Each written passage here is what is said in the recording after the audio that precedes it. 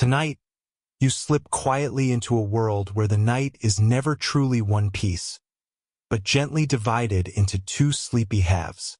The room is dim, lit only by the hesitant glow of a tallow candle. Its flame wavers, as if it knows it's fighting a losing battle against the enormous blanket of medieval night. You settle into the straw mattress. Lumpy, yes, but oddly forgiving after a long day of trudging through muddy streets and dodging chickens that think they own the road. A word of warning, whispered with a smile. You probably won't make it through this day. That's all right. Most people in the Middle Ages didn't make it through a day without falling asleep before the job was done either. Before we drift into the rhythm of this sleepy history, let me remind you gently, if you find yourself enjoying this slow unraveling of the past, consider pressing that little subscribe button, the modern equivalent of promising your loyalty to a wandering bard. Leave me a comment below, too. Tell me your location and the time of night where you are, so I can imagine you in your own corner of the world, drifting through time with me. Now, let's ease into tonight's journey. You are in a medieval village, and the world around you is hushed. Dogs no longer bark, hens are quiet in their coops, and a neighbor, someone you heard all day sharpening tools in the courtyard, now snores loudly enough that his contribution to the soundscape of the town continues even while unconscious. The fascinating thing about this era is that sleep wasn't what it is now. You, tucked into the straw bed, are expected not to sleep in one neat block but in two stages, the first sleep and the second sleep. The first stretch lasts from sundown until just after midnight, when the fire burns low and dreams become thick. Then, quite naturally, you wake. The body, left without clocks or blue light screens, drifts into a pattern where the middle of the night is not only normal but useful. During this waking interval, you might rise to stir the fire, whisper a prayer, tend to a restless child, or, let's be honest, complain to your partner about how much that straw mattress pokes your shoulder blades. Historical fact. Even monks, those paragons of discipline, broke their nights into two sleeps, with the interval filled by scripture reading or sometimes, yes, just sitting quietly in the dark. The room you are in is cold, though not unbearable. Smoke from the fire clings to the rafters. Your neighbor's voice filters through thin walls, muttering in his dreams. And in this silence, you realize something. The night is alive, full of secret business. Midwives, bakers, priests, all keep odd hours during this midnight interval. Here's an obscure tidbit for you. Some medical guides of the time suggested that the waking period between sleeps was the ideal moment for conception. Apparently, someone thought the body was especially fertile when just slightly groggy. Historians, however, still debate whether people widely believe this or whether it was just another medieval theory scribbled down by someone who clearly needed more hobbies. You roll over, shifting the straw beneath you, and close your eyes. It's easy to imagine that this in-between time isn't so strange. After all, we still wake in the night today. We just panic about it. Back then, it was perfectly normal, almost expected. In a way, they were less anxious about sleep than we are now, despite living with drafty windows and mattresses that occasionally came with complimentary bedbugs. Remember the crooked lane you walked earlier, the one with chickens scattered across it like confetti? It waits outside the window still, though quiet now, and you know when you wake in the middle of the night for your second sleep, the same moonlight will trace its pale silver line across the same cobblestones. You sink deeper into the dark, not quite asleep, but ready. When your eyes open again, it is sometime past midnight. No clock ticks to tell you this. Instead, the room itself tells you. The candle has burned down to a stub, the fire glows only faintly, and your ears catch the muted stirrings of life outside. This is the waking interval. You sit up slowly, joints creaking, not from age but from the sheer indignity of sleeping on a bed that might as well be a bag of onions. The air has turned sharper now, cool enough that you pull the heavy wool blanket closer around your shoulders. In the quiet, you hear the faint sound of footsteps. Someone outside is moving, perhaps going to fetch water, perhaps slipping off to a neighbor's house, perhaps just restless as you are. The village at night is never entirely still. For all its silence, it hums with invisible activity. Bakers are already kneading dough by torchlight, setting loaves for dawn. Farmers tend to animals that have decided the middle of the night is the perfect time to cause trouble. Here's a major fact: the very term first sleep and second sleep appear in legal documents, diaries, and even medical treatises from the Middle Ages. These weren't poetic inventions, they were how people understood the night. It was so ingrained that some court cases actually referenced whether something happened during the first or second portion of the night. Imagine testifying in court today. "Yes, Your Honor. The burglary happened just after my REM cycle." Your hands rub together for warmth, and you glance toward the door. Outside, an owl calls, its wings brushing past the roof. The moonlight slips into the room through narrow slats, casting long silver stripes across the straw floor. Obscure detail. In some villages, people believed this middle-of-the-night wakefulness was a spiritually charged time. Ghost stories, prayers, whispered superstitions all swirled around the hours between sleeps. Some even thought that dreams from the first sleep carried warnings, and the interval was a chance to act on them before returning to bed. Imagine waking from a dream that told you not to trust the neighbor's goat, only to spend the next hour nervously watching your window for a suspicious goat face. And yet, scholars remain uncertain. Did everyone across Europe embrace this practice, or was it more common in certain regions? The evidence, scattered like candle wax on a rough table, suggests variety, but the exact boundaries blur in the dark. You rise and poke at the fire, coaxing a few embers back to life. For a moment, the crackling flame seems to whisper, like an old friend telling you stories across the centuries. The heat feels good against your hands, though it hardly warms the chill stone walls. You wonder briefly if you should lie back down already. But instead, you let yourself linger in this odd twilight of wakefulness, half dreaming, half aware, part of a rhythm older than alarm clocks and stronger than time. Remember that neighbor who snored earlier, his voice carrying through the thin wall? He's quiet now, and for a second you wonder if he's awake too, listening just as you are, wrapped in the same silence. The night binds everyone together like that, an invisible community of half-asleep souls. Eventually, the drowsiness creeps back. Your eyes grow heavy, your limbs slacken, and the mattress, pokey as it is, welcomes you again. You lie down, pulling the blanket close, and prepare for the second sleep. The dark folds you in, and you drift without effort. The second sleep carries you further than the first. You wake again not in the hush of midnight, but in the pale silver of dawn. The air is damp, heavy with the scent of dew that has slipped through cracks in the wooden walls.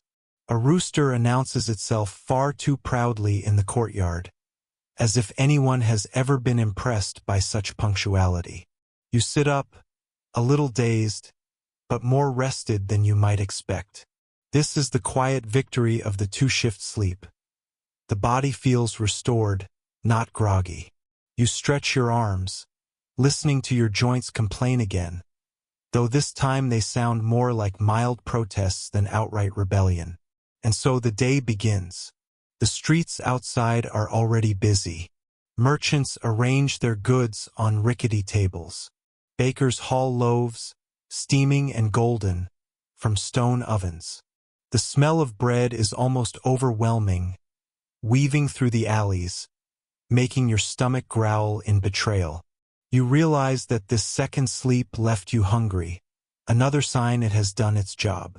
Here's a major fact for this dawn. Segmented sleep wasn't just for peasants in drafty cottages. It also structured the schedules of nobles and kings. Courtly life, full of long feasts and late-night councils, often fell naturally into this rhythm. Kings were not strangers to waking in the night, strolling through halls, or summoning servants for whispered business while the rest of the world drifted in and out of dreams. As you step outside, you notice your neighbor again. He is leaning against a fence, yawning with the dramatic flair of a man who wishes to be applauded for surviving a single night's rest. His sheep, apparently oblivious to segmented sleep theory, munch calmly on damp grass nearby. An obscure tidbit to tuck away. In some parts of medieval France, there was a superstition that if you met someone outside during the interval between sleeps, you should exchange blessings immediately. Failing to do so risked carrying their dreams with you, an awkward form of baggage no one asked for. Imagine today bumping into someone at 2 a.m. in your kitchen, both bleary-eyed, and having to say, "Quick, bless you, or I'll dream about your overdue taxes." Still, historians puzzle over the universality of these beliefs. Some areas left detailed records, while others barely mention them. The uneven evidence makes it difficult to tell if this was a Europe-wide norm or more of a patchwork quilt of habits, stitched together by culture and climate. The lane you walked yesterday stretches ahead again, no longer moonlit but softened by dawn. You pass the same chickens, now awake and indignant that you nearly step on one. You pass the same well, where the water glints faintly in the morning light. And as you walk, you feel the rhythm of this sleep cycle settle into you, as natural as breathing.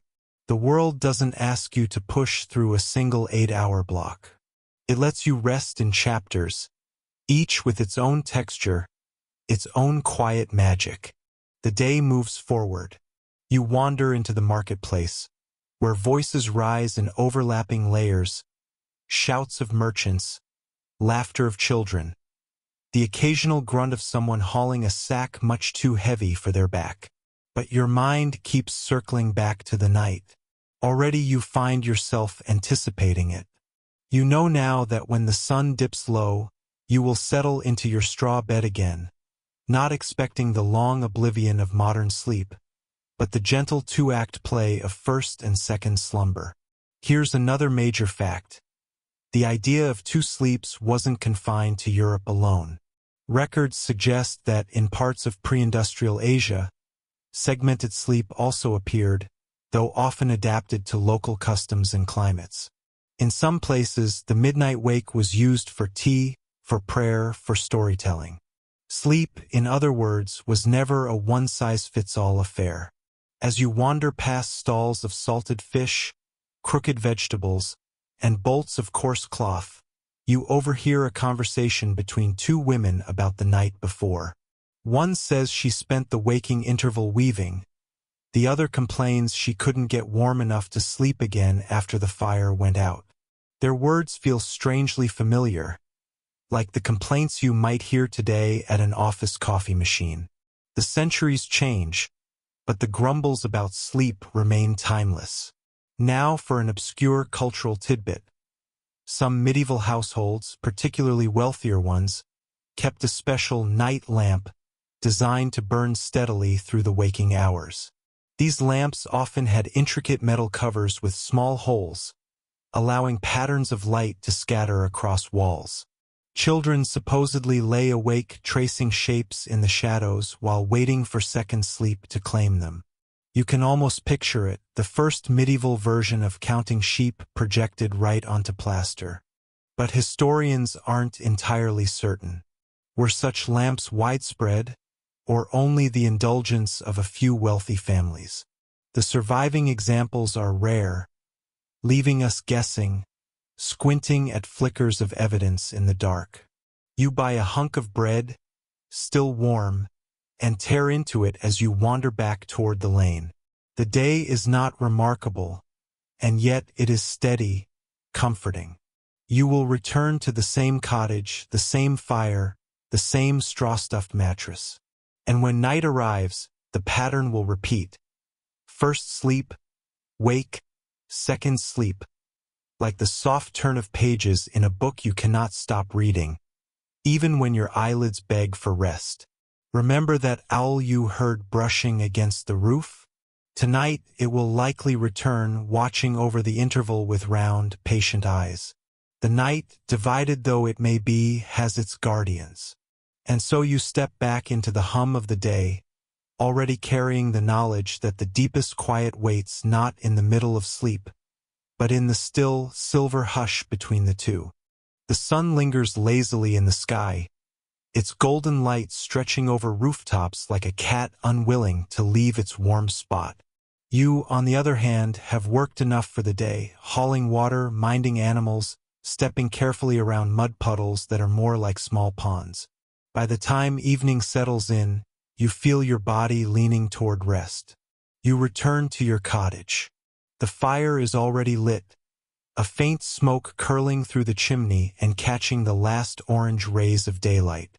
The bed, straw, patched blanket, lumpy pillow, welcomes you again. This time, you notice how comforting its imperfections feel. Strange how quickly one adjusts when comfort is simply the absence of cold drafts and the faint hope that the straw isn't too damp. You lie down and sleep arrives early. This is the first sleep once more, stretching like a blanket over the hours after sunset. It feels different each night, sometimes dreamless, sometimes filled with visions that leave you chuckling or puzzled. Here's a major historical fact to hold on to. Early modern doctors, physicians who scribbled endless notes with more confidence than accuracy, often recommended first sleep as the best time for healing. They believed that the body's humors, those charming fluids that supposedly ruled everything from mood to digestion, settled most harmoniously during the first stretch of night. Whether or not that was true, one suspects the doctors simply liked the quiet of patients being too asleep to complain.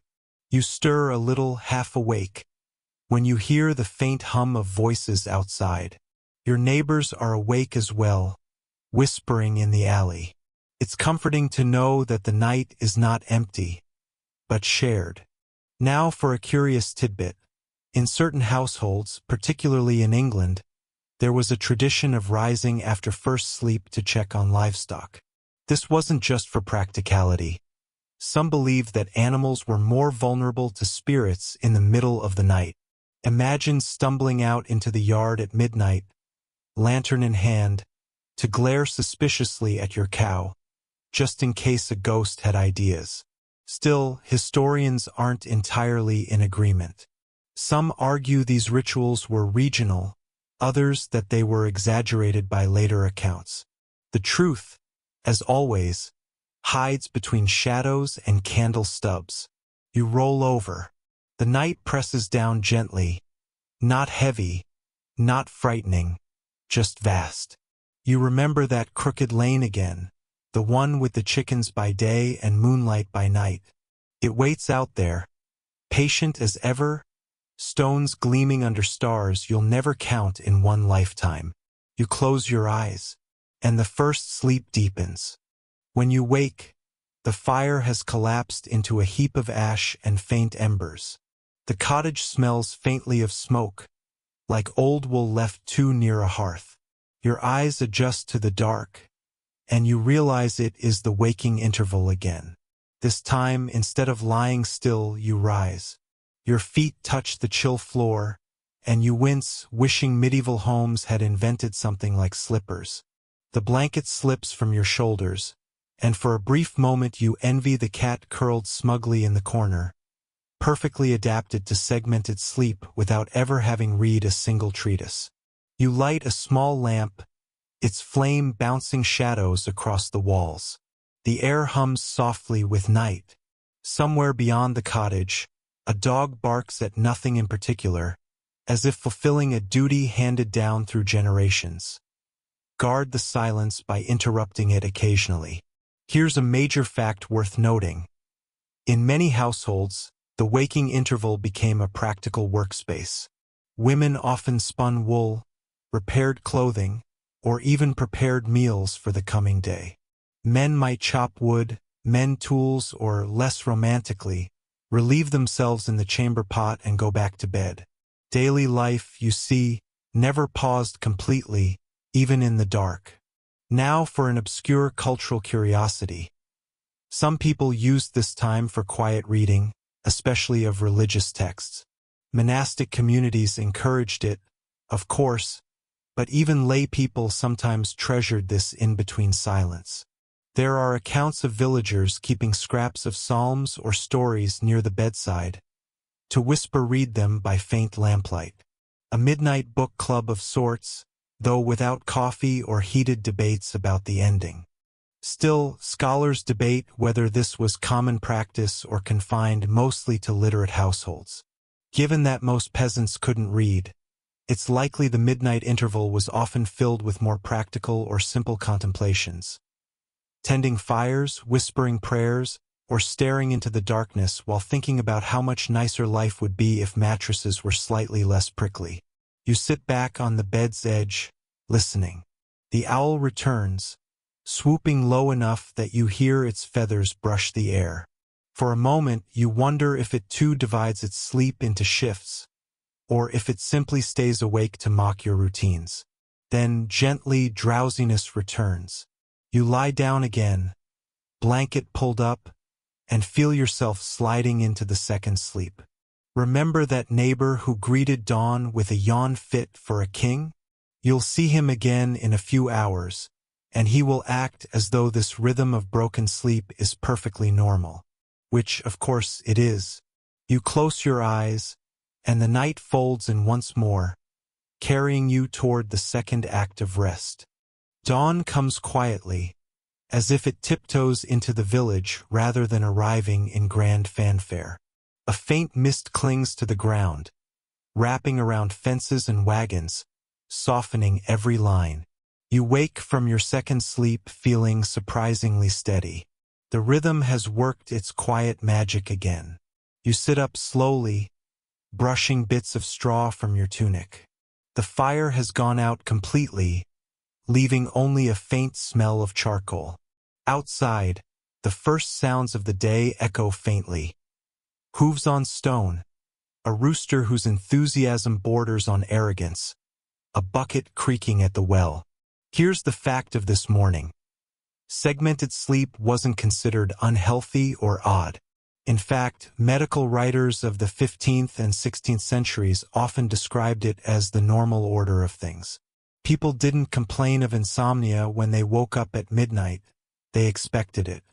Imagine the relief of living in a world where waking at 2 a.m. wasn't something to panic about, but a scheduled intermission.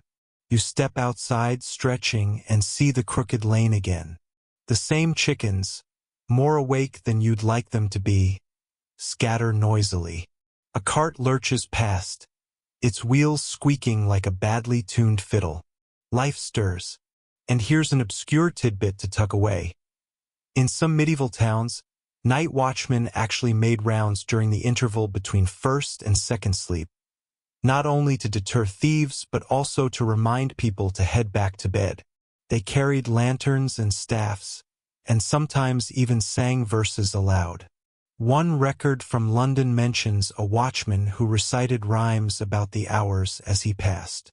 Imagine a man outside your window chanting, "It's 2 in the morning. Time for your snoring." Helpful? Perhaps. Annoying? Definitely. Still, historians debate whether these rhymes were regular practice or merely isolated eccentricities. Few manuscripts bother to note whether the verses were appreciated or despised. You walk down the lane, remembering how it gleamed under moonlight last night. Now it shines under dew, each stone slick and cool. You pass the same well, now crowded with women filling buckets, gossiping already about things that surely did not need gossip at dawn. The rhythms of the village return, weaving you into their familiar pattern. The day stretches long ahead, but the comfort lingers. You know that night will not be a block of unconsciousness, but a cycle with a pause, a breath, and a second act. The day has worn you down again. Work is endless. Mending tools, feeding animals, dodging a goose that seems to hold a personal grudge against you. By the time evening returns, your body feels heavy, ready for that first sleep. The cottage is warm tonight, the fire crackling with a stubborn cheer. You crawl into bed, wrapping yourself in wool. The cat, once again, claims the corner with smug entitlement. You close your eyes, and soon the first sleep claims you. Thick, deep, unhurried. Here's a fact for this round of night. Letters and diaries from early modern Europe sometimes refer to the waking interval as the watch. People used it not just for chores or prayer, but for conversation. Couples often whispered to each other in the quiet hours, reflecting on the day. Some even used it to settle disputes that had seemed too heated in daylight. Midnight, with its softer edges, made arguments easier to resolve. You stir awake. The fire has burned lower, and the cottage glows faintly orange. You sit up, rubbing your eyes. The silence feels larger than the walls. Outside, the night air hums faintly. Here's an obscure tidbit for you. In certain parts of rural Italy, there was a superstition that the hours between sleeps were the best time to interpret dreams. People believed that if you recalled a dream upon waking, you had a chance to alter its outcome by taking small symbolic actions. Placing herbs under the pillow, turning shoes to face the door, or even whispering the dream aloud to the fire. Whether this worked is, well, still debated. Scholars can't quite agree on whether these rituals were widespread or just the eccentric notes of folklorists who loved a good story. You shift on the straw mattress, listening to the night. The owl is back, faithful as ever. The dog, too, adds his voice again, barking into the dark as if to assure the world that he hasn't been fooled by shadows. You rise briefly, stretching stiff limbs, and walk toward the small slit of a window. The crooked lane lies silent under moonlight, just as it did the night before. A faint mist drifts along its edges, making it look like a path drawn in chalk by a half-asleep hand. You return to bed. The second sleep waits for you, steady and kind. You know it will carry you until dawn, when the rooster crows again with theatrical zeal. As you close your eyes, you think, segmented sleep may have been born of necessity, of fires that needed tending, of nights too long to endure in one stretch, but it feels strangely elegant, almost luxurious. 2 sleeps, 2 dreams, 2 beginnings, and you let the second act of night sweep you away. The second sleep carries you softly into dawn again. When your eyes open, light seeps into the cracks of the cottage, gentle and pearly. The rooster greets the morning as though it invented the concept of time, while the village stirs with cautious energy. You rise from the bed, brushing straw from your tunic. The fire has long since died, but the embers are faintly warm if you crouch and hover your palms just above them. Outside, voices mix with the sound of buckets clattering, hooves against stone, and the faint laughter of children already running wild before breakfast. Here's today's major historical fact. Segmented sleep was so normalized that even the phrase second sleep found its way into literature. In the Canterbury Tales, Chaucer alludes to characters returning to bed after their first sleep. This casual mention suggests it wasn't just a medical or monastic practice. It was a rhythm known to storytellers, their audiences, and ordinary folk. The night itself was considered divisible, not continuous. You step outside, stretching stiff limbs, and wander down the crooked lane once more. Morning dew makes the stones glisten, and the chickens are busy reclaiming their territory. At the well, people are already trading gossip. The same faces you've seen for days now look slightly different in daylight, more awake, more animated, though still carrying the faint softness of those who spent their nights in two acts. Here's an obscure tidbit. In some corners of medieval Germany, villagers believed that dreams experienced in the first sleep were false, while those in the second sleep carried more truth. The logic seemed to be that the body needed the first rest to empty itself of clutter, while the second sleep allowed deeper, more reliable visions. If you dreamed of finding treasure in the first sleep, you might laugh it off. But if the dream came in the second, you might actually grab a shovel the next day. Historians still debate whether this belief was widely accepted or merely a regional superstition. You glance toward the forest beyond the village, dark and waiting.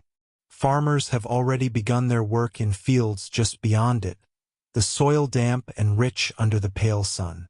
Everything hums with a rhythm tied not to hours or clocks but to the body's own rise and fall, the breathing of sleep and waking, again and again.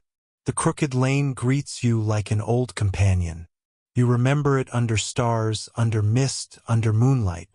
Now, you walk it in daylight and it feels different but familiar all the same.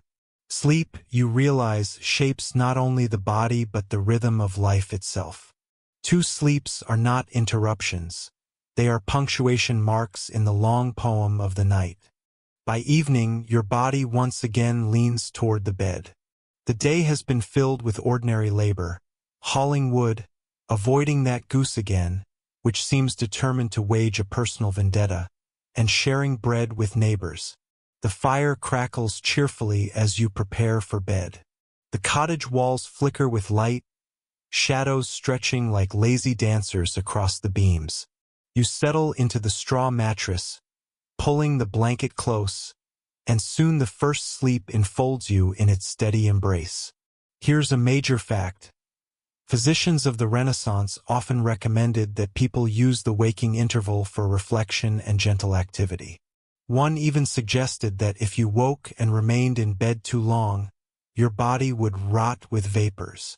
Charming imagery, though perhaps a bit overconfident.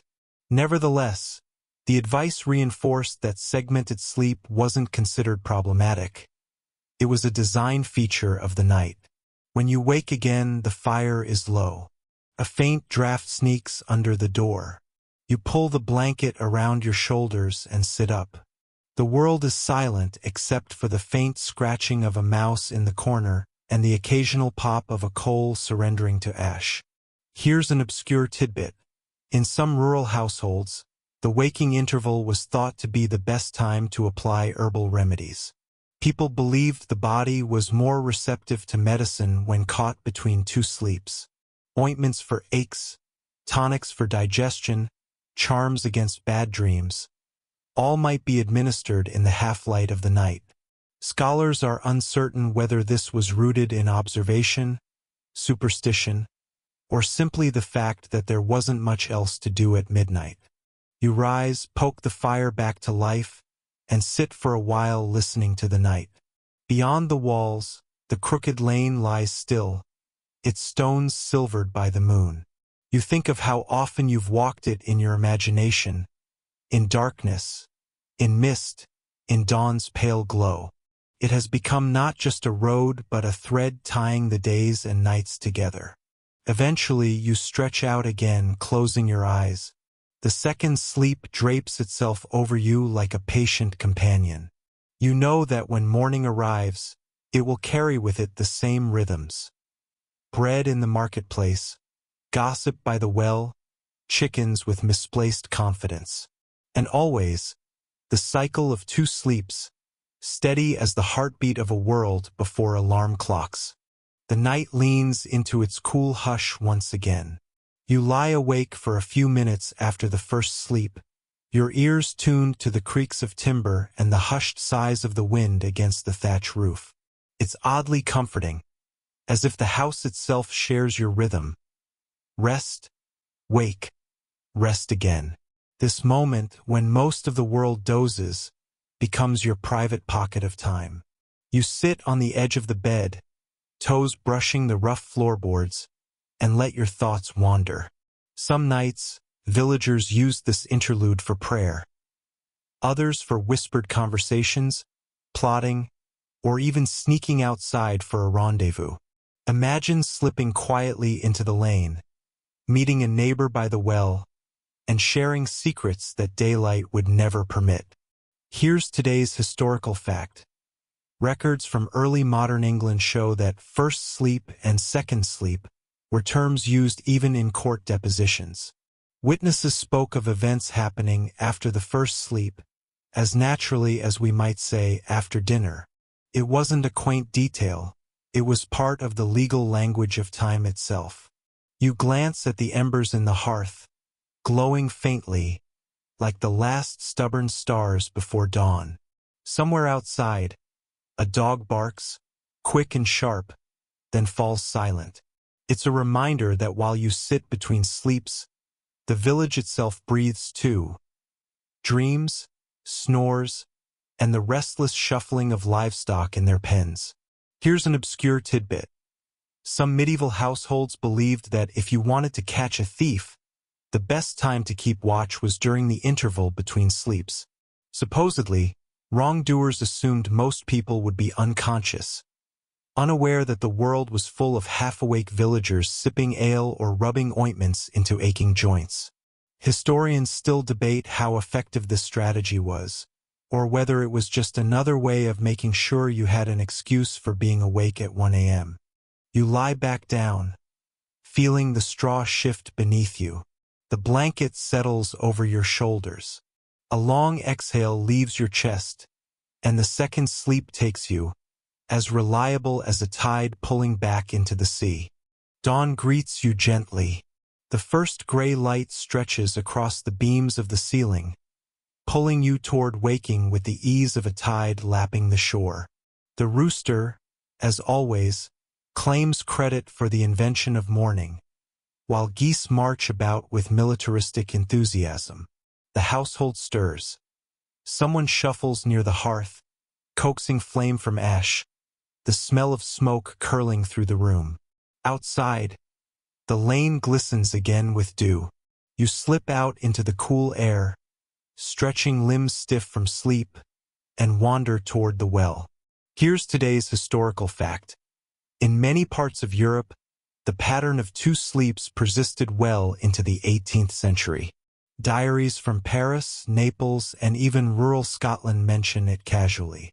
It wasn't until the Industrial Revolution, with gas lamps, factory hours, and regimented schedules, that segmented sleep began to fade. In other words, sleep wasn't broken until the machines told us so. The villagers greet one another with nods and muttered blessings, their breath puffing like little clouds in the chill air. Buckets clank against stone, ropes squeak, and the water echoes up from the well. A woman nearby tells a story about her dream, the one from her second sleep, of course, and insists it's an omen that her daughter will soon marry. Her neighbor raises an eyebrow, politely unconvinced, but doesn't argue. After all, second sleep dreams have a reputation. Here's an obscure tidbit. In some households, children were encouraged to recite their dreams aloud after the second sleep, almost like a family entertainment before breakfast. It was thought to clear the air, prevent lingering nightmares, and sometimes provide unintentional comedy. Imagine little Thomas announcing that he dreamed of a cow dancing in a bishop's hat, and everyone nodding gravely, as if this, too, might hold divine wisdom. Historians aren't sure whether families truly believed in these dream portents or simply enjoyed the performance. As the sun edges higher, you walk the crooked lane once again. Morning light makes it seem familiar and strange at the same time. You remember it silvered by moonlight, hushed in fog, glowing with candle stubs from windows.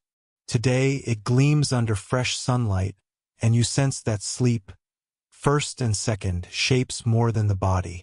It shapes how the world itself is seen, dividing night into stories and days into rhythms. By the time you return to the cottage, bread is already on the table, steam curling upward. Sleep, dreams, gossip, chores. It all loops endlessly, like the lane itself, circling through time. Night falls once again with its usual ceremony. Firelight licking the walls, the cottage groaning faintly as it adjusts to the cool, and the quiet shuffle of bodies sinking into rest. You close your eyes and slip into the first sleep, heavy and dream-thick, like tumbling into deep water. When you wake, the hearth glows faintly, and silence fills the air. This interval has become so familiar that it no longer feels strange. You sit up, stretch, and listen to the house breathe. The night is quiet enough to hear your own thoughts bouncing around, like coins dropped in a clay jar. Here's today's historical fact.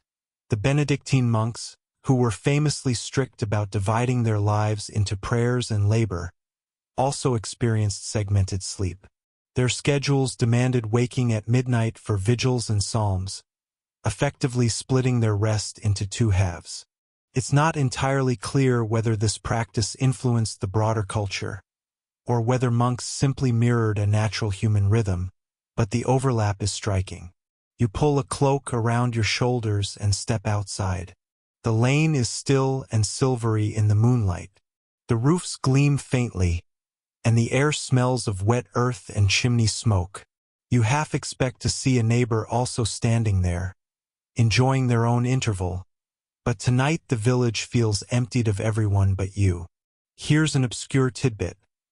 In parts of medieval Italy, people believed that if you gazed at the moon between first and second sleep, you risked being moonstruck. Not romantically, but literally, as in afflicted with lunacy. To protect yourself, you were supposed to mutter a charm or, failing that, cover your head with a cap before stepping outside. Historians still debate whether this was taken seriously or simply a good excuse to scold children who wandered around at night without hats. You glance at the moon overhead, bright and indifferent. No cap, no charm, no immediate descent into madness, at least not yet. With a shrug, you retreat back inside, settle onto the straw bed again, and close your eyes. The second sleep rolls in like a tide, patient and certain. Morning drapes itself over the village, soft and pale. The first sounds are predictable by now. The rooster's self-congratulation, the clatter of pails, the low murmur of people greeting the day. You rise, feeling the grain of the wooden boards under your feet, and step out to the lane once again. It greets you like an old friend, wearing a new costume every time.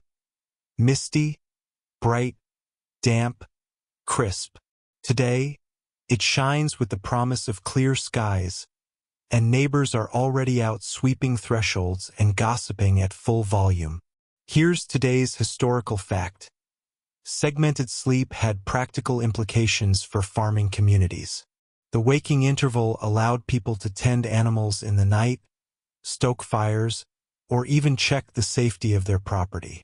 In places where theft or wild animals were constant threats, a naturally divided night offered a built-in security system. Half the village awake at staggered intervals, just by chance. At the well, you overhear an elderly man explaining that his dream from the second sleep last night revealed the weather would turn before week's end. His audience nods gravely, as though this were a perfectly scientific method of prediction. After all, he has lived long enough to see patterns most others miss, or so he claims. Here's an obscure tidbit. In medieval France, dream interpretations sometimes included household animals. If you dreamed of your cow during the first sleep, it meant nothing. If the same cow appeared in the second sleep, it was said to signal prosperity, or, confusingly, disaster, depending on which village you asked. Scholars are uncertain whether these interpretations were widely followed or just local amusements, but one thing is clear. Dreams were a serious business, and the timing of the dream mattered as much as the content. You return along the crooked lane, thinking about the villagers' quiet confidence in their nightly rhythms. Sleep wasn't just rest. It was woven into belief, labor, superstition, and storytelling. The two sleeps formed a hinge, a way of dividing and interpreting life itself. Inside, the bread is warm again, the fire cheerful, and the ordinary hum of the day resumes. But you carry with you the quiet memory of the interval, that strange pocket of stillness when the world seems almost paused, waiting. The day folds gently into dusk, as it always does. The fields quiet, animals huddle close to their pens, and smoke threads upward from crooked chimneys. You find yourself sinking into the rhythm of it all: work, bread, fire, bed. The first sleep comes quickly, warm and steady, like falling into a familiar embrace. When you wake, the hearth's glow is dim but alive. You sit up, listening to the world hold its breath. This waking time, once odd, now feels like the most natural thing, like an intermission in a long, reliable play.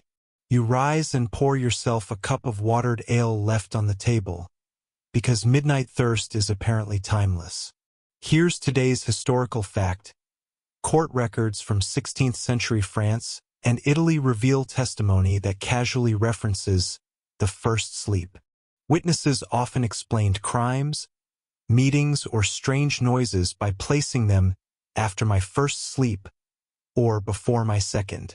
These weren't eccentric phrases, they were the way time was measured. You pull your cloak over your shoulders and crack open the door. The crooked lane lies in silver silence, moonlight catching the slick stones. You recall the first time you walked it, feeling awkward and lost. Now you know its voice, the hush, the glimmer, the faint echoes of unseen feet. Here's an obscure tidbit. Some medieval manuals for household management suggested that servants could use the waking interval to complete quiet chores, like mending clothes or preparing dough. This way, morning work would be easier. Imagine being woken not by an alarm clock, but by your master whispering, "Get up, it's perfect sewing time." Historians are unsure how common this really was, but the suggestion itself reveals just how structured the night could be. You return to the straw bed, the blanket cool at first, then warmly enveloping. Your eyelids grow heavy, your body already understanding the rhythm. One sleep, wake, another sleep, a rhythm so old it feels stitched into your bones. Morning finds you slowly, with sunlight creeping shyly through the shutters. A chill lingers in the air, and your breath curls in pale clouds as you sit up. Outside, the lane hums with early footsteps, farmers heading out, women carrying baskets, the distant ring of a hammer already echoing from the smithy. Here's today's historical fact. In 17th century England, physician Robert Burton described segmented sleep in The Anatomy of Melancholy, noting that many people naturally rose for an hour or two in the middle of the night. He saw it as entirely ordinary, even healthy, reinforcing what countless diaries and sermons suggested.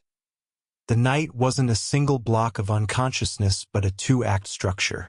At the well, you overhear a conversation between two women. One says she dreamt in her first sleep of wolves lurking in the woods. The other responds that such dreams don't count until the second sleep. This distinction matters to them. It shapes how they interpret the night's whispers. Here's an obscure tidbit. In some rural communities, men used the interval to play dice or cards in secret, claiming that chance was kinder at night. One tale even insists that playing between sleeps increased luck. Historians, naturally, are skeptical. Still, it's easy to picture shadowed figures hunched over a board by candlelight, whispering and laughing while the rest of the village slept. You wander the crooked lane again, now bright with morning light. You remember its stillness at midnight, the way moonlight turned the stones into silver scales. Today, chickens scurry across it as though they own the road. The lane feels timeless, patient, watching you walk it over and over, day and night, like a thread weaving your story. Inside the cottage, bread and smoke and chatter await. You settle in, realizing that the mystery of the two sleeps is less about rules and more about rhythm, the natural pulse of days and nights before clocks demanded obedience. The first sleep takes you swiftly to night, like a tide drawing you under with practiced ease. Hours later, you rise into the interval, sitting in the hush of the cottage while the embers give off their faint, stubborn glow. The air feels cooler than usual, and you notice how the silence is almost exaggerated, as if the whole village is holding its breath. You shuffle to the table, sip a little stale ale, and look toward the shuttered window. Outside, faint noises carry through. The far-off bark of a dog, the clink of something metallic, perhaps a bucket dropped at the well. Even here, even now, not everyone sleeps at once. Here's today's historical fact. Segmented sleep often appears in medical texts from the Renaissance. Doctors described the interval as a natural time when the body processed food more efficiently, urging patients not to overeat before bed. One even suggested that if you wake between sleeps, it's your stomach politely asking you to reconsider your life choices. The crooked lane lingers in your thoughts. You imagine it under the moon, a ribbon of pale stone guiding you past shuttered doors and leaning rooftops. In some ways, the lane feels like part of your sleep. There in the first, there in the second, connecting dreams to reality like a hinge. Here's an obscure tidbit. In rural Ireland, people sometimes referred to the waking interval as the watch of the soul. It was considered a moment when your spirit could reflect while the body rested. Some even prayed aloud for their ancestors, believing the night air was more open to such words. Historians still debate whether this practice was common or just poetic exaggeration in folklore collections. Eventually, you slip back under the blanket, the second sleep wrapping you like a heavy curtain. It carries you through the rest of the night until morning seeps into the world again, gentle and pale. The day begins with its usual chorus, roosters strutting, buckets clattering, geese plotting your downfall. The village stirs with predictable energy, though you notice faces still carrying the softness of second sleep. At the well, neighbors gather, muttering greetings while filling buckets. One man insists he dreamt of rain during his second sleep, and the group takes it seriously. Predictions of weather, harvests, or family fortunes all seem to emerge from these dawn confessions. Here's today's historical fact.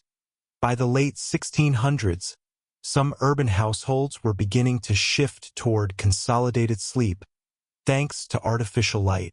Candles and lanterns allowed people to stretch their evenings later, pushing back the time of the first sleep.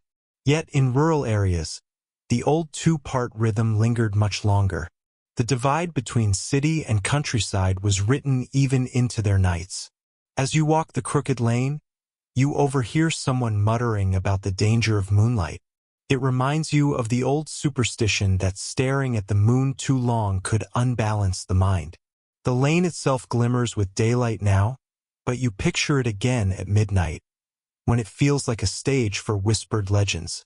Here's an obscure tidbit. In some parts of Germany, children were told not to whistle during the waking interval, or they might invite wandering spirits indoors. It's hard to say whether this was meant as serious warning or simply a clever way to keep kids quiet at night. Scholars remain uncertain, but the image of a wide-eyed child stifling a whistle is oddly vivid. The morning unfolds, bread shared at tables, animals led to fields, hammers ringing from the smithy. You notice how naturally the conversations return to the night, as if every day is really just an echo of what happened between sleeps. You return home, the smell of smoke and warmth waiting. The two sleeps are no longer peculiar. They are the rhythm of the lane, the fire, the dreams, and the village itself. The night folds you gently back into its arms. The first sleep comes with its usual weight, pulling you down like a thick quilt. Hours pass, and then your eyes open again, as though pulled by some ancient clock that never needs winding. The room is quiet, too quiet. The embers in the hearth glow faintly, little red eyes staring back at you. You shift under the blanket, your breath making small clouds in the chill. Rising, you move toward the door and open it just enough to let in the night. The crooked lane is silver again, washed by moonlight. Its stones glimmer faintly as though polished by centuries of footsteps. The air carries a stillness so complete you almost expect to hear your own thoughts echoing against the houses. Here's today's historical fact. In early modern Spain, the practice of segmented sleep was so ingrained that the Spanish language carried phrases like primer sueño, first sleep. It shows up in plays, poems, and even medical advice, making it clear that this wasn't a peculiarity of Northern Europe alone. It was a continental rhythm. You stand for a moment, listening to the faint trickle of water from the well, and wonder how many people are awake like you, standing in their doorways, sharing the same silent night without ever meeting. Here's an obscure tidbit. Some medieval midwives claimed the waking interval was an especially powerful time for childbirth. The idea was that both body and spirit were more alert, and that the transition from first to second sleep mirrored the passage of life into the world. Historians remain divided on whether this was widely believed, or whether it's just one of those curious notes that slipped into medical manuscripts. You return to bed, thoughts swirling like smoke. Soon the second sleep gathers you up, steady and inevitable, carrying you through until the pale blush of dawn. Morning rolls in with its usual procession, the rooster strutting with self-importance, buckets clanging at the well, and the low mutter of neighbors trading gossip like currency. You stretch, feeling the stiffness in your limbs from the straw bed, and step outside into the cool light.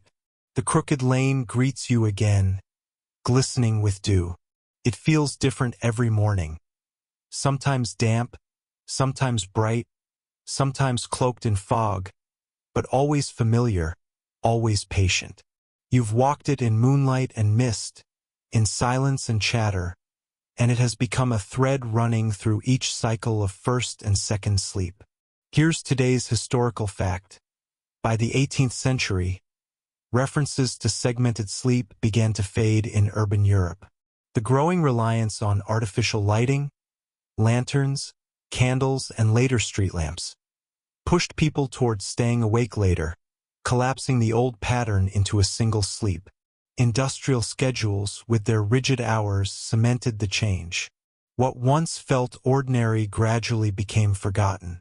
At the well, a woman announces that her second sleep dream foretold good harvests, while another scoffs that dreams are merely shadows of supper. The discussion is spirited but not unkind. For them, sleep is not just private rest but public currency, a way to read omens and share wisdom. Here's an obscure tidbit. In certain alpine villages, young people would gather secretly during the waking interval to share songs.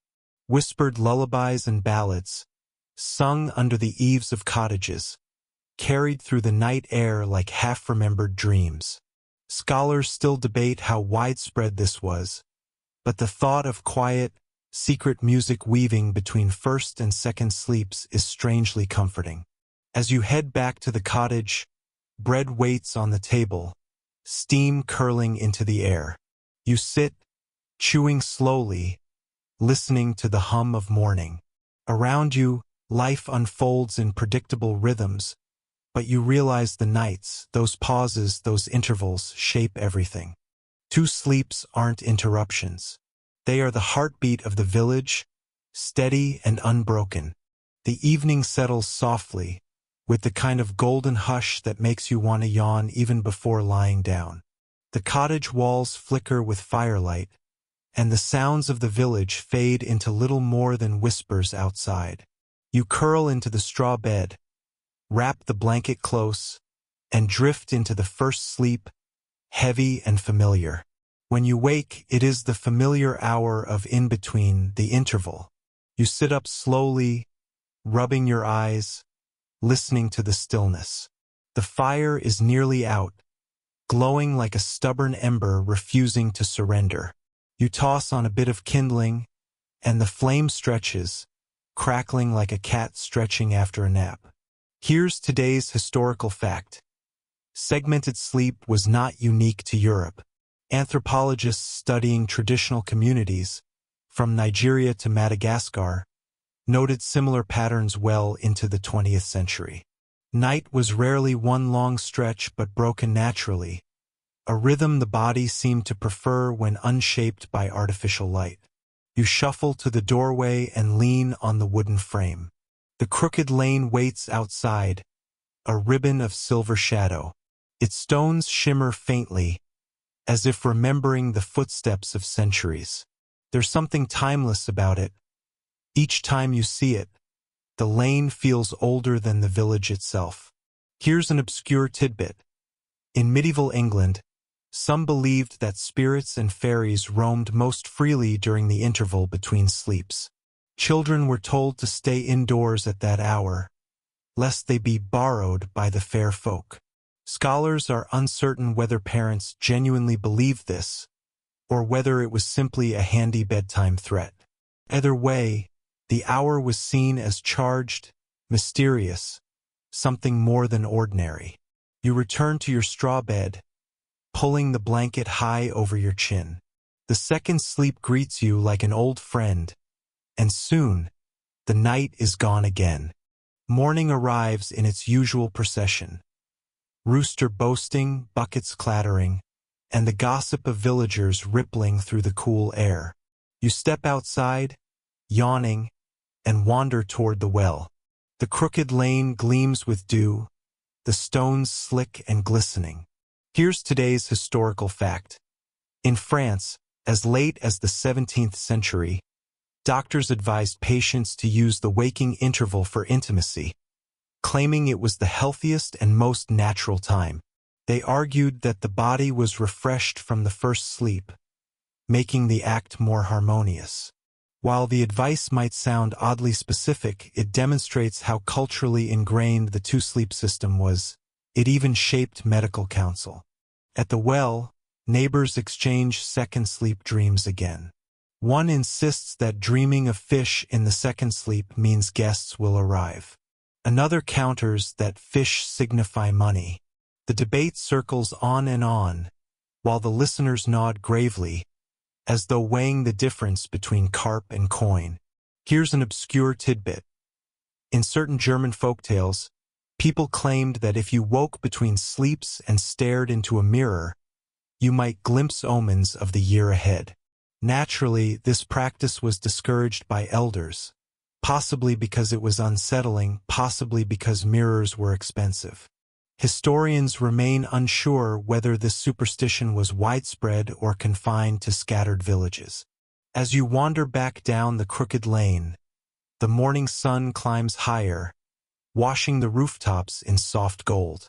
You remember the lane in the moonlight just hours before, and marvel at how one road can carry so many versions of itself in a single cycle of night and day. Back in the cottage, warm bread and chatter wait for you.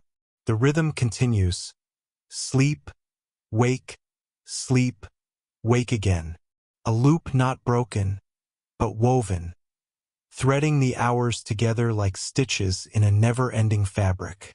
Night folds back over the village, and with it comes the soft quiet of routine. The crooked lane is empty now, lit by a crescent moon that seems to hover protectively above the rooftops. You walk slowly, as if retracing a memory, listening to your own steps echo gently against stone. The first sleep arrives with little resistance. You lie down, close your eyes, and the heaviness of the day sweeps over you like a tide. You drift, body sinking into the straw, the scent of smoke clinging faintly in your hair. Hours later, you stir. The interval greets you once again, familiar yet somehow different each time. You sit up, noticing how the shadows in the cottage look sharper, as if someone outlined them in charcoal while you slept. The hearth glows faintly, more ember than flame. Here's today's historical fact. During the medieval period, religious manuals sometimes suggested that the waking hour between sleeps was the perfect time for prayer. Priests encouraged villagers to whisper psalms or recite verses while the world was still and the soul felt nearer to the divine. It was, in essence, a spiritual appointment written into the architecture of the night. You step outside for a moment, breathing in the cool air. The crooked lane stretches silently, its stones catching the dim moonlight. A dog barks faintly in the distance, then falls quiet, as though remembering the unspoken rule of this hour. Hush. Here's an obscure tidbit.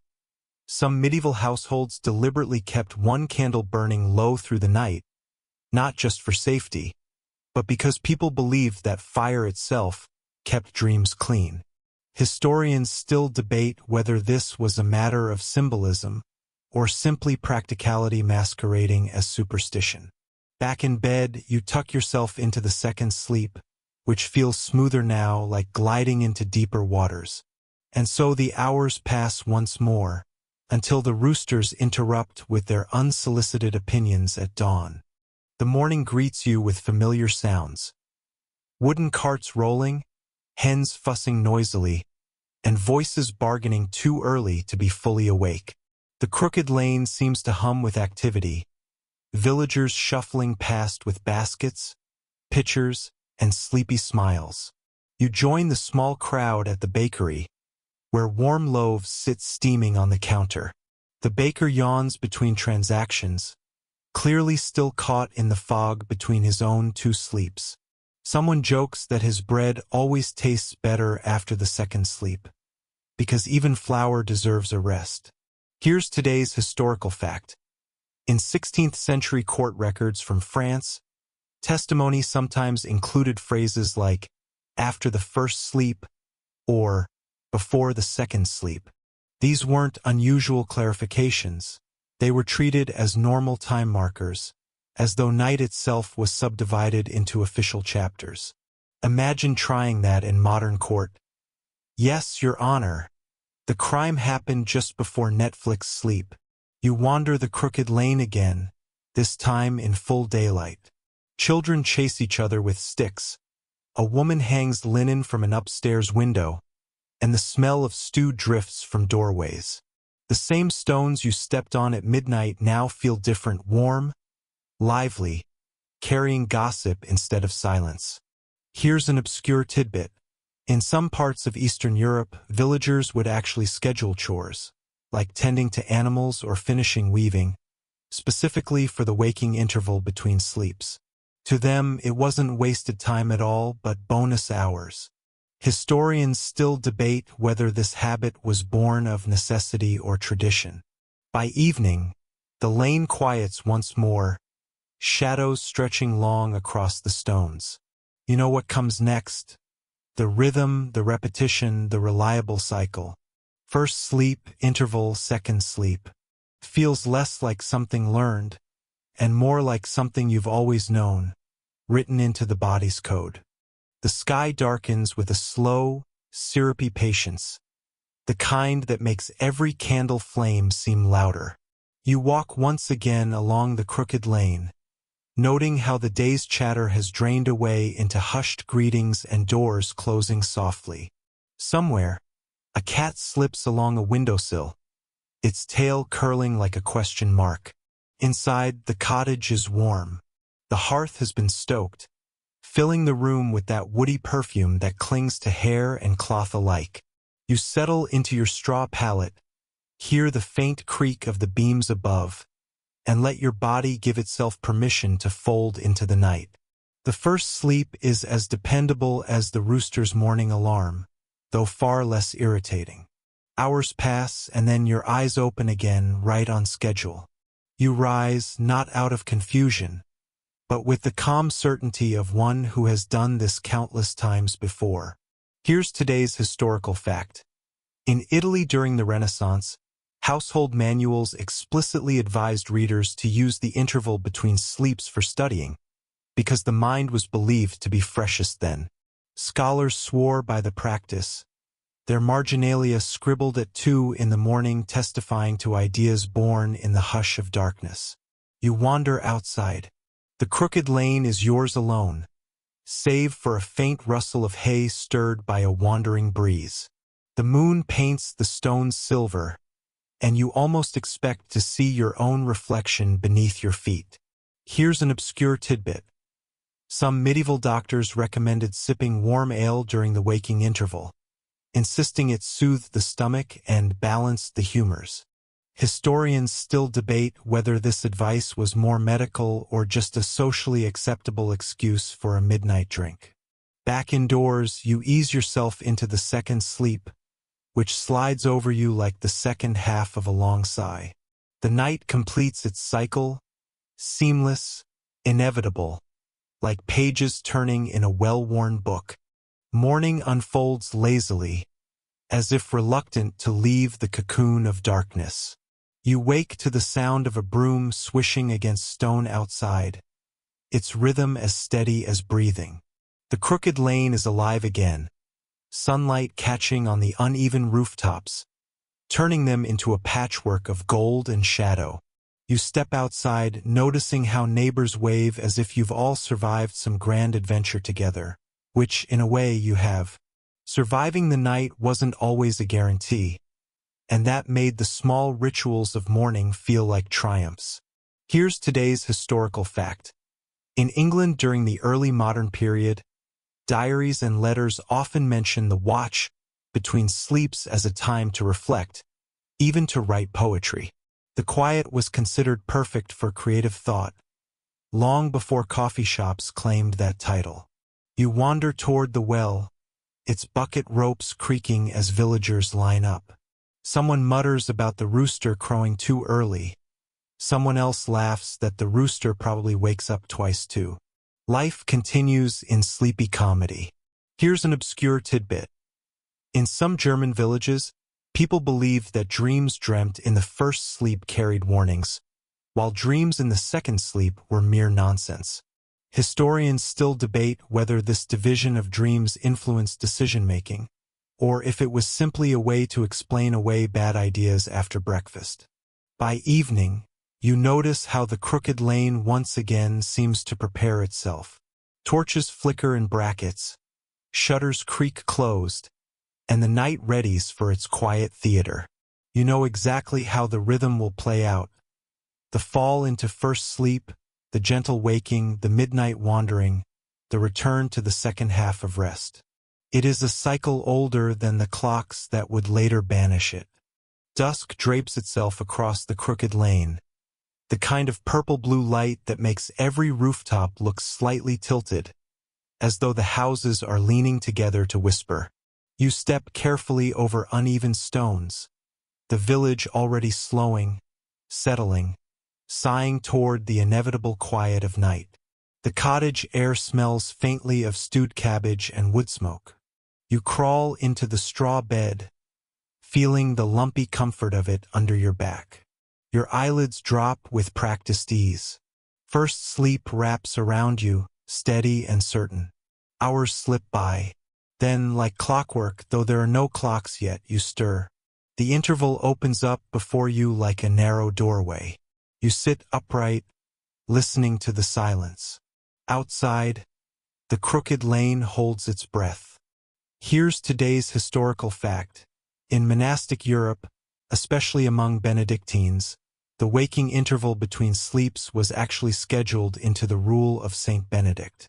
Monks would rise to chant matins, a midnight prayer service, believing that the middle of the night was the most sacred window for reaching heaven. You stretch, bones creaking softly like the beams above your head. You step outside into the moonlight, and the crooked lane feels transformed again. The same cobbles you walked on earlier now gleam silver, cool to the touch, each one holding its own little pool of shadow. Here's an obscure tidbit. In some corners of Scandinavia, people whispered that if you spoke a wish aloud during the midnight waking, it carried straight into the dreams of others. Historians still debate whether this was taken seriously or served mainly as a playful warning not to gossip at night. Back in bed, the second sleep slides over you like a quilt you didn't know you needed. It is softer, deeper, less interrupted by the clamor of thought. The night feels whole again, stitched together by your two halves of rest. The morning sun arrives with exaggerated cheer, bouncing off the crooked lane like it has no memory of how moody the night can be. You hear the clatter of buckets, the shuffle of shoes, the predictable yawn of a neighbor who clearly never outgrew complaining. You wander out, still carrying the quiet weight of the night's interval inside you.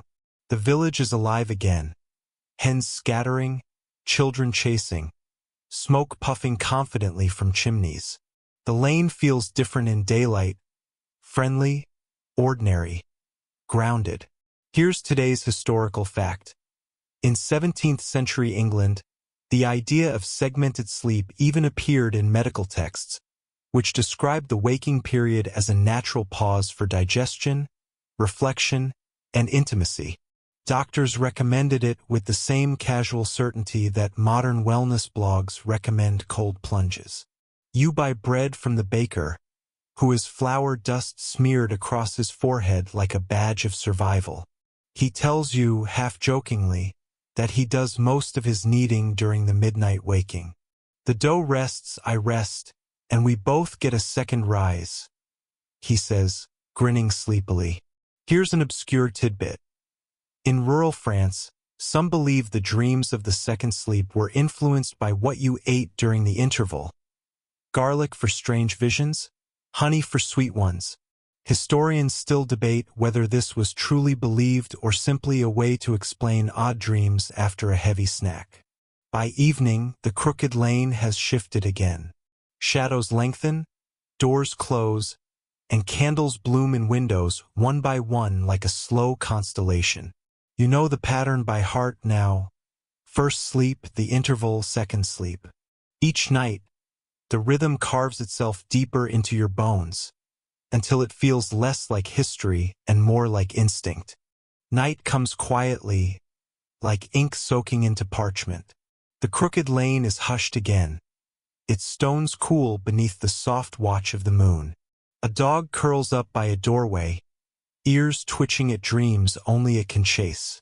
You find your bed waiting, straw uneven but oddly welcoming, and you surrender to the gravity of first sleep. Carries you steady and heavy, until, of course, you rise.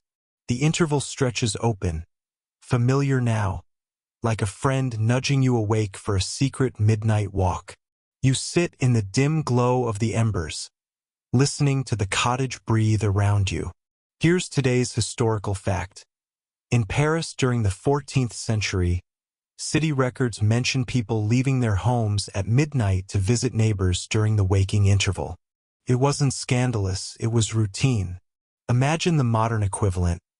Hey, just popped by at 2:30 a.m. to borrow some sugar. You step outside. The crooked lane is draped in silver, every corner of it softened by the moon. The shadows lean long, stretching from doorway to doorway, as if they too are neighbors meeting in the night. Here's an obscure tidbit. In parts of Ireland, people whispered that the waking interval was the best time to speak to the dead, if you dared. Historians still debate whether this was rooted in ritual or just a way to scare children back into bed. Eventually, you return inside, nestle once more, and slip into the second sleep. It comes not with force, but like a tide rising gently, covering what the first sleep left uncovered. The cycle completes itself without effort, and the night seems whole again. The morning greets you with noisy enthusiasm. Roosters crowing, carts rattling, neighbors shouting greetings louder than necessary. The crooked lane is awake, buzzing with movement, as if the silence of night has to be overcompensated for in daylight. You join the stream of villagers moving toward the marketplace. The smell of herbs, wool, and freshly baked bread tangles in the air. A man sells apples with the confidence of someone who thinks apples are the answer to everything. You buy one anyway, more for the gesture than the flavor. Here's today's historical fact. Segmented sleep wasn't only European. In Chinese texts from the Tang dynasty, there are references to first sleep and second sleep as well, often linked with ideas of balancing the body's energy, or qi. Night, it seems, had the same rhythm across cultures, even if separated by oceans. As you pass the crooked lane again, you notice a boy drawing circles in the dust with a stick. He announces to no one in particular that dreams from the second sleep are the important ones. His mother tells him to quit fussing with dirt, but you can't help remembering that in some traditions he's technically right. Here's an obscure tidbit. In Ottoman households, the interval was sometimes used for coffee drinking, long before Europe popularized the habit. Historians still debate whether this was indulgence or necessity, but it does explain why midnight conversation could last until dawn. By evening, the rhythm presses close once again. The crooked lane glows softly with lanterns, windows flicker, and the air carries the scent of cooling bread and wood smoke. First sleep waits, followed by the interval, followed by the second. The cycle has no end, only repetition, like a lullaby without a final verse. The crooked lane is cloaked in velvet dark, its stones muted under the hush of night. You step softly, as though intruding on the stillness, though the lane seems to welcome you back, familiar as a dream half-remembered. The village exhales as one, doors shut, shutters fastened, smoke curling lazily from chimneys before fading into the night sky. Inside, the cottage air feels heavy with warmth, the faint glow of embers painting slow shadows across the walls. You slip into the straw bed, its unevenness now a comfort, like the familiar lump in an old pillow you stopped fighting years ago. First sleep arrives, and with it the reassuring weight of rest. But the pattern is patient, insistent. You wake once more. The interval opens, calm and steady. You sit up, stretching, listening to the creak of beams above as though the house itself stirs in sympathy. Here's today's historical fact. In 17th century Spain, the waking interval was so normalized that writers included it in plays and novels. Characters would rise in the middle of the night to talk, argue, or confess secrets. The stage, like life, divided the night into chapters. You walk outside. The crooked lane is a pale ribbon beneath the moon, its corners softened by shadow. Somewhere a window glows faintly, proof that you're not the only one awake. The stillness is companionable, not lonely. Here's an obscure tidbit. In parts of rural Italy, people believed that eating garlic during the waking interval kept away nightmares in the second sleep. Historians still debate whether this was practical folk medicine or simply an excuse to indulge in midnight snacks. Back in bed, you fall into the second sleep with ease, as though sliding into the continuation of a paused story. The night feels whole again, sewn shut with invisible stitches. The day begins with that familiar orchestra of ordinary sounds. Roosters declaring themselves important, carts clattering down the lane, and neighbors calling greetings that sound suspiciously like gossip disguised as kindness. Sunlight angles across the crooked lane, transforming the stones into a warm patchwork of gold and shadow. You step into the rhythm of morning, moving past the baker who yawns theatrically while sliding loaves from the oven. He nods, flour clinging stubbornly to his hairline, and mutters about how he does his best kneading in the middle of the night. The bread, of course, is delicious, though you're too polite to mention that any bread is delicious when you're half asleep. Here's today's historical fact. In 18th century France, legal documents sometimes time-stamped events with "after the first sleep." Courts treated the phrase as if it were perfectly normal because it was. Night wasn't one continuous block. It was a two-act play with an intermission built in.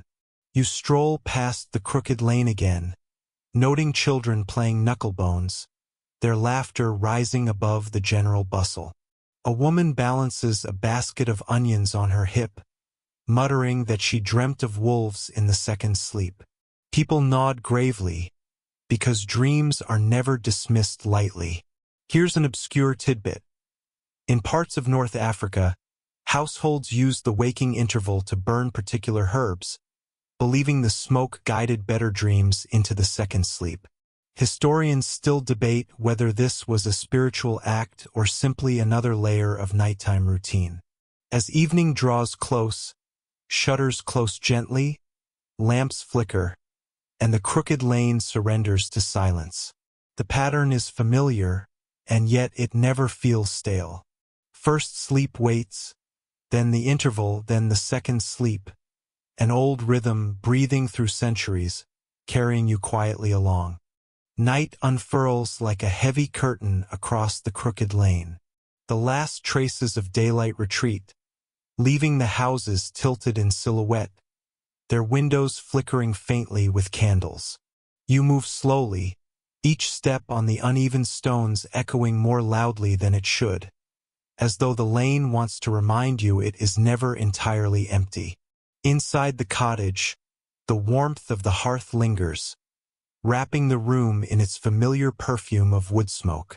You slip into bed, the straw whispering beneath you, and let your body collapse into the embrace of first sleep. Time folds over itself, soft and undemanding. But as always, the interval finds you. Your eyes open, not suddenly, but with the calm precision of a clock you cannot see. You sit upright, hearing the faint crackle of embers and the gentle sigh of the wind through the shutter. Here's today's historical fact. In early modern England, some sermons encouraged believers to dedicate the waking interval to self-examination. Essentially, midnight was advertised as the best time to audit your soul. It seems confession didn't always wait for Sunday. You wander outside, greeted by the familiar silver wash of moonlight. The crooked lane stretches into shadow, each stone holding its own cool pool of light. A cat flicks its tail atop a fence post, as though annoyed to find you wandering its kingdom again. Here's an obscure tidbit. In certain alpine villages, the waking interval was also considered the safest time to bake bread, since people believed mischievous spirits were weaker then. Historians still debate whether this was genuine belief or just a practical excuse to make use of quiet ovens at midnight. You return indoors, easing back into the straw. The second sleep drifts over you with the ease of ink spreading across a page. The night is whole again, unbroken, stitched back together by its two parts. The day begins as though nothing unusual ever happens at night. Roosters declare their supremacy, hens counter-argue noisily, and neighbors open their shutters to trade greetings that carry as much curiosity as warmth. The crooked lane glows in the early light, stones warming under the newborn sun. You wander toward the market, passing the baker, who once again insists his dough behaves better after a midnight rest. His loaves sell quickly, villagers cheerfully debating which part of the day the bread tastes best. Here's today's historical fact. In 17th century Germany, physicians sometimes prescribed the waking interval as a cure for melancholy. They argued that the gentle pause in the middle of the night helped regulate emotions, long before therapists recommended journaling or chamomile tea. You pause by the well, where women draw water and swap dream stories from the second sleep. One swears she dreamt of a field of white goats. Another insists that means money. A third laughs, saying it only means she ate too much cheese before bed. Here's an obscure tidbit. In Russia, folklore suggested that second sleep dreams were more likely to carry prophecies, while first sleep dreams were only echoes of the past. Historians still debate whether this belief shaped local storytelling traditions. As evening returns, the crooked lane softens once again into silence. Doors close, lamps bloom, and the day folds itself neatly back into the waiting arms of night. You know the rhythm by heart now. First sleep, interval, second sleep. It is not just a pattern. It is the pulse of the past, steady and strangely comforting. The crooked lane rests beneath a canopy of stars, each one shimmering faintly like candle flames suspended in the heavens. The houses lean together in shadow, their roofs cutting jagged outlines against the night. You move slowly across the stones, each step steady, measured, absorbed by the vast hush that blankets the village. Inside the cottage, the embers of the hearth glow faintly, pulsing like a heartbeat. You lower yourself into the straw bed, its texture scratchy but reassuring. First sleep arrives as predictably as the tide, deep, anchoring, and whole. Then, just as predictably, your eyes part. The interval opens like a door you know by feel, even in darkness. You sit upright, the silence so thick you can almost hear it breathing. The cottage waits with you, beams creaking softly, shadows stretching. Here's today's historical fact.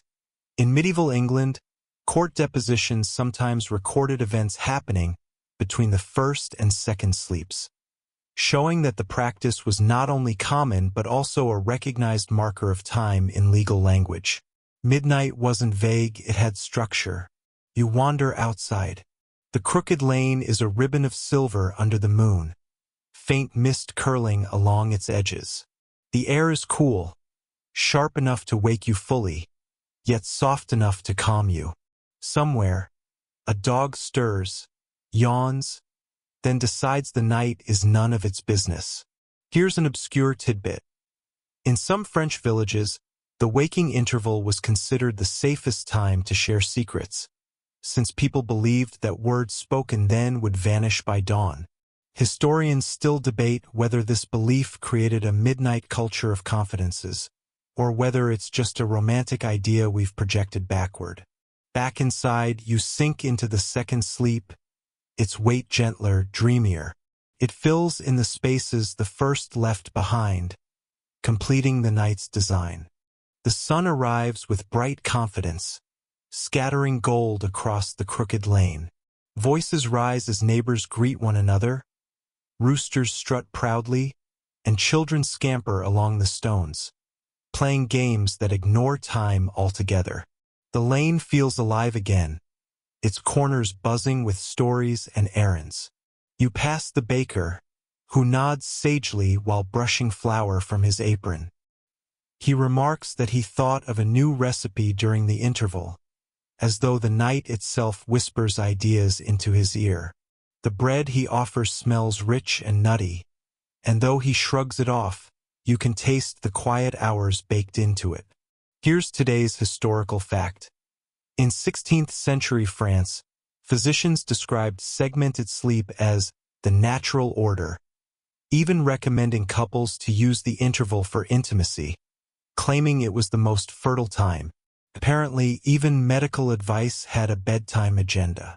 You continue past the well, where gossip has already begun. A woman insists her second sleep dream warned of rain. Another argues that the goats are restless, which is warning enough. Their laughter spills into the lane like sunlight on water. Here's an obscure tidbit. In Ottoman Istanbul, households sometimes used the interval to brew thick, spiced coffee, believing it sharpened the mind before the second sleep. Historians still debate whether this habit was common across classes or mainly an elite indulgence. As evening drapes the crooked lane once more, you notice how the rhythm feels less like history now and more like instinct. First sleep, waking, second sleep. It has embedded itself so deeply that even imagining a single, uninterrupted night feels strange, almost unnatural. The lane settles, shadows lengthen, and you are carried gently into the night's embrace again. The crooked lane is swallowed by darkness once more, its stones gleaming faintly where the moon brushes them with silver. The rooftops lean inward like conspirators, their chimneys exhaling slow threads of smoke. You step softly, the night so still it feels as if even the air has agreed not to stir. Inside the cottage, the fire has dimmed to a quiet orange glow. You fold yourself into the straw bed, the unevenness familiar, your body sinking without resistance. First sleep descends easily, warm and whole, like a curtain lowering over the stage of the day. And then, inevitably, you rise. The interval greets you again, steady and patient. You sit upright, stretching, the wood beams above creaking softly in rhythm. The silence is thick but not empty. It holds meaning, like ink waiting on parchment. Here's today's historical fact. In colonial America, references to first sleep and second sleep appeared in letters and diaries well into the 18th century. Far from being a medieval quirk, segmented rest followed people across oceans, tucked into their habits like luggage they refused to leave behind. You step outside. The crooked lane glows faintly under the moon, mist curling low along its edges. A single candle burns in a distant window, another restless soul awake for their appointed hour. The air feels heavier here, almost sacred, as though you've slipped between worlds. Here's an obscure tidbit. In parts of medieval Wales, the waking interval was believed to be the best time to interpret dreams, because it was thought your spirit lingered closer to the threshold of the otherworld. Historians still debate how seriously villagers took this, but it does explain why dream talk lingered at wells and hearths the next morning. Back inside, you let the second sleep fold over you like a heavier blanket. The night clicks shut whole once more. Morning begins with the familiar bustle. Carts grumbling across stone, hens squawking as if insulted by daylight, and the baker already shouting about loaves warm from the oven. The crooked lane is busy, buzzing, the ordinary world reclaiming its stage. You make your way through the bustle, nodding at familiar faces.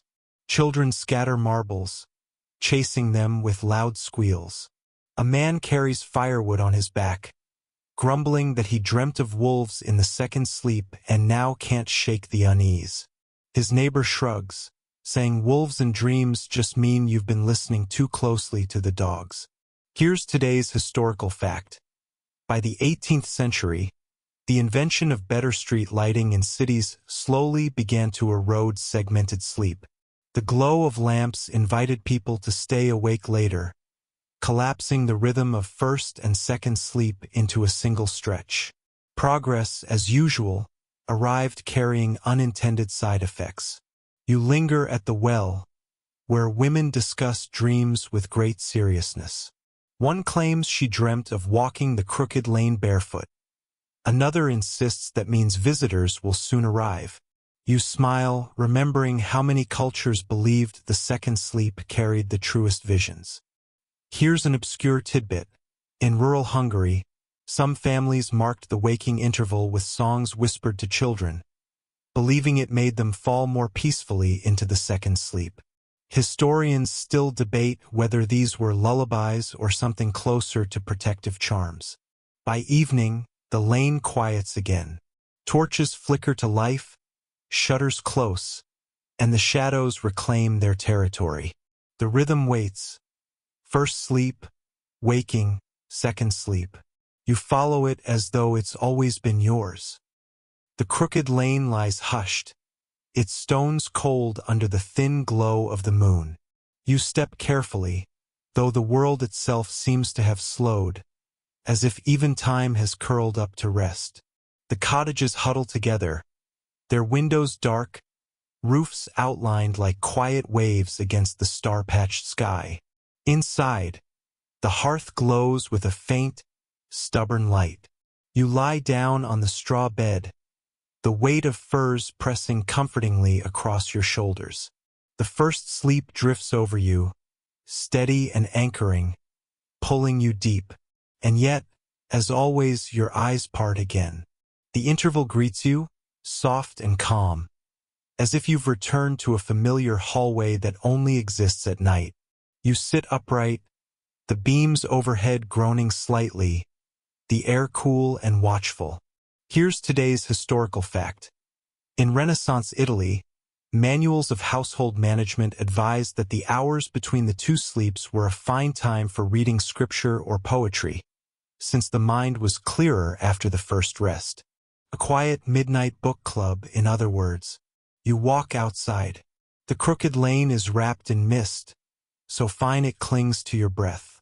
Somewhere, an owl turns its head slowly, the silence broken only by its low call. You pause, letting the sound linger, before returning indoors. Here's an obscure tidbit. In parts of rural Germany, some believed that the interval was the best moment to whisper wishes into the rafters, since the house spirits were most alert then. Historians still debate whether this practice was widespread or simply a story told to children who couldn't fall back asleep. You lower yourself again, closing your eyes, and the second sleep folds around you like dusk upon dusk. The crooked lane greets you one last time, its stones silvered under a quiet dawn. The air smells faintly of wood smoke and dew, and the world feels as though it has exhaled overnight. You walk slowly, every sound softened. A cart's distant creak, a rooster's muffled crow, the whisper of wind pushing past shutters. The lane feels gentler now, as though centuries of footsteps have smoothed its edges. Here's today's historical fact. By the 19th century, the industrial clock, factory bells, train timetables, alarm clocks pressed people toward a single stretch of sleep. The rhythm of first and second sleeps, once ordinary, faded into memory, like a dream forgotten by morning. Here's an obscure tidbit. In some rural diaries from the 1820s, older villagers still spoke fondly of the watch, that midnight interval, while younger neighbors dismissed it as old-fashioned. Historians still debate whether this was nostalgia or simply the last sigh of a rhythm being erased. And now, as the crooked lane brightens, it feels right to let the story itself drift toward rest. The lane grows quieter still, as though each stone wishes you good night. The rooftops tilt gently together, the chimneys sighing their last curls of smoke into the pale sky. You walk slowly, each step steady, each breath unhurried. The air is soft now, no longer heavy with the watchful silence of midnight, but light and forgiving, like the end of a long exhale. Shadows retreat into corners, yielding to the morning glow. You notice the little details. The rough texture of the wooden doors, the faint scratches on the stones where carts have rolled, the sleepy murmur of pigeons just waking in the eaves. Time itself seems to blur. The long nights of first and second sleep stretch behind you, not as fragments, but as a whole rhythm that feels natural, complete. You remember the quiet hour by the hearth, the whispered voices at the well, the candle flickering in a neighbor's window. Each scene folds into another, like pages of a book closing softly. Your body grows heavier now, as if mirroring the stillness of the lane. Even the stars seem to have dimmed, their watch complete, their light no longer urgent. The silence that remains is not empty, but warm, an embrace more than an absence. You pause at the bend of the crooked lane. The stones here are worn smooth, guiding you forward, though there is nowhere urgent to go. Ahead, the air shimmers faintly, as though the night itself has become a blanket waiting to cover you. So you let yourself settle. You allow the rhythm of sleep, first waking, second, to wrap around you once more. The crooked lane fades gently, the last sounds dissolving into quiet. And now it is time to rest.